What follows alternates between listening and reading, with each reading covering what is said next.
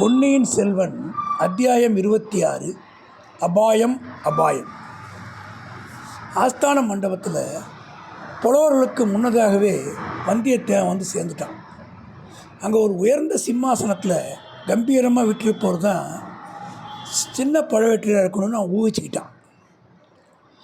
கூடவே அவரை சுற்றிலும் பலர் கை கட்டி வாய் புதைத்து நின்றார்கள். அன்று வந்த ஓலைகளை பலவற்றை வைத்து கொண்டு ஒருவர் நிற்கிறார். கணக்காயர் கணக்கு சொல்வதற்கு காத்திருக்கார். காவல்படை தலைவர்கள் சின்ன பழவற்றுடைய அன்றாட கட்டளை எதிர்பார்த்து நிற்கிறாங்க.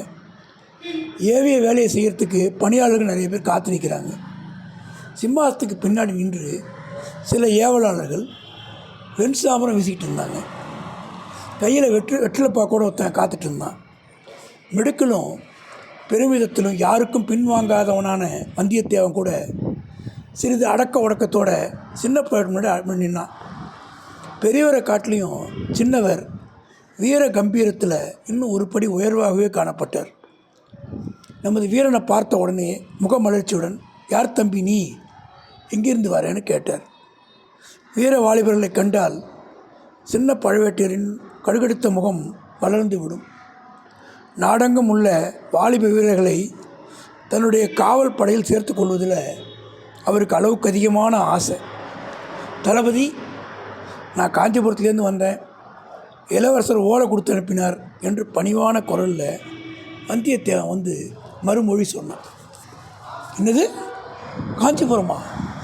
அதிர்ச்சியாக கேட்டார் சின்ன பழவேட்டையர். அவருடைய மூஞ்சி கடுகடுத்துச்சு. என்ன சொன்ன அப்படி திரும்பவும் கேட்டார். காஞ்சிபுரத்துலேருந்து இளவரசர் ஓலையோட கொடுத்த ஓலையோட வந்திருக்கேன், எங்கே இப்படி கொடு அப்படின்னு அலட்சியமாக கேட்ட போதிலும் அவருடைய காதில் மெல்ல வல்லவராய சொல்ல ஆரம்பித்தான். தளபதி, ஓலை சக்கரவர்த்திக்கு, உங்களுக்கு இல்லை அப்படின்னா. அதை பொருட்படுத்தாமல் சின்ன பழவேட்டையர் ஓலையை வாங்கி அவளோட பார்த்தார். பக்கத்தில் நின்றுவிட்ட கொடுத்து இதை படிக்க சொன்னார்.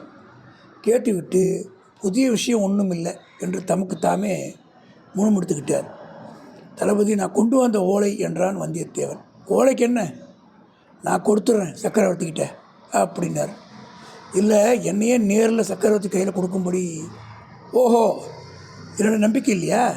இளவரசர் ஆதித்தர் அப்படி சொல்லி அனுப்பிச்சாரா என்றபோது தஞ்சை கோட்டையின் தளபதியின் முகத்தில் எள்ளும் கொள்ளும் வெடிச்சது.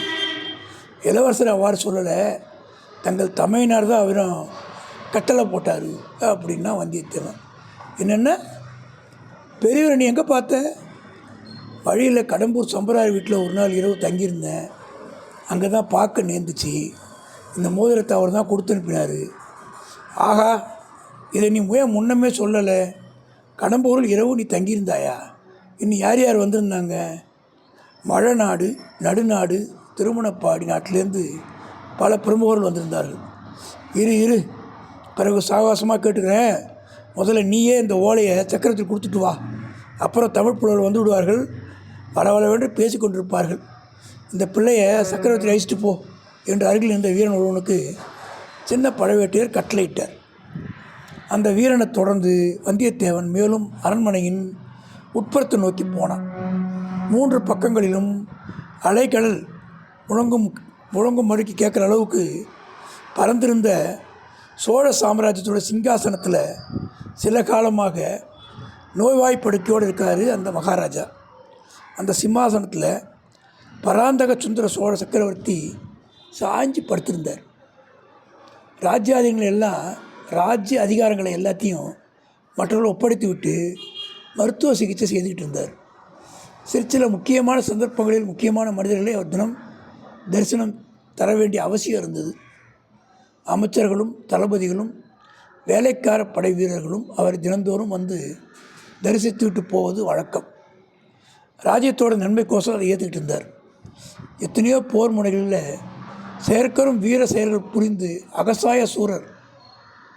அசகாய சூரர்னு பேர் பெற்றவரும், நாடு நகரமெல்லாம் சுந்தர சோழர் என்று அழைக்கப்பட்டவரும், அழகில் மன்மதனுக்கு ஒப்பானவராக என்று புகழப்பட்டவரான சக்கரவர்த்திக்கு நோய்வாய்ப்பட்டு மெலிந்த தோற்றத்தை பார்த்த உடனேயும் வந்தியத்தேவனால் பேச முடியாமல் போயிடுச்சு. அவருடைய கண்களில் நீர் ததும்பியது.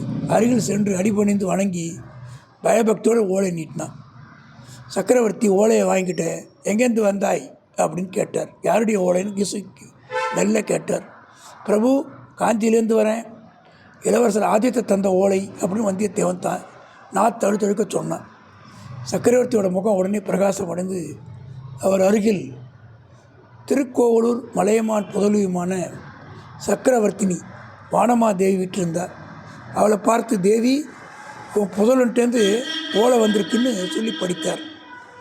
ஆஹா, இளவரசன் காஞ்சியில் பொன்மலையை கட்டியிருக்கானா, நீ நான் அங்கே வந்து சில நாள் தங்கியிருக்க வேணுமா என்று சொல்லிய போதே சக்கரவர்த்தியோட முகம் முன்னை விட சுருக்கமாயிடுச்சு. தேவி, உன் புதல்வன் செய்கையை பார்த்தாயா?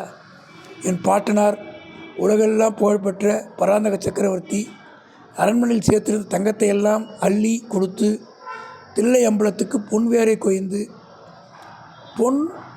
வேய்ந்து அந்த கூரை அந்த இன்னி கூட சிதம்பரம் நடராஜர் கோவிலுக்கு போனீங்கன்னா அந்த பொற்கூரை பார்க்க முடியும்.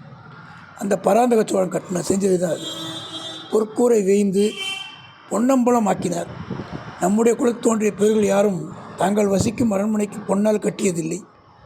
அரண்மனை கட்டினதை காட்டிலும் ஆலயம் எடுப்பதே முக்கியமாக கருந்தாங்க. ஆனால் ஆதித்த கரிகாலன் இப்படி செஞ்சுருக்கான். இந்த தெய்வ நிந்தனைக்கு என்ன பரிகாரம் செய்கிறதுனே தெரியலையே அப்படின்னார். மகனிடமிருந்து ஓடி வந்தது என்பதை கேட்டு சிறிது மலர்ச்சி அடைந்த தேவியின் முகம் மறுபடி முன்னை காட்டிலும் அதிகமாக வாடியது. மறுமொழி ஒன்றும் அவளால் சொல்ல முடியவில்லை. அச்சமயத்தில் வந்தியத்தேவன் தைரியமும் துணிவும் வரவைத்து கொண்டு, பிரபு, தங்கள் திருக்குமாரர் செய்தது அப்படி ஒன்றும் தவறில்லையே, உச்சிதமான காரியம்தான் செஞ்சுருக்காரு. மகனுக்கு தாயும் தந்தையுமே முதன்மையான தெய்வங்கள் அல்லவா அப்படின்னு சொன்னான்.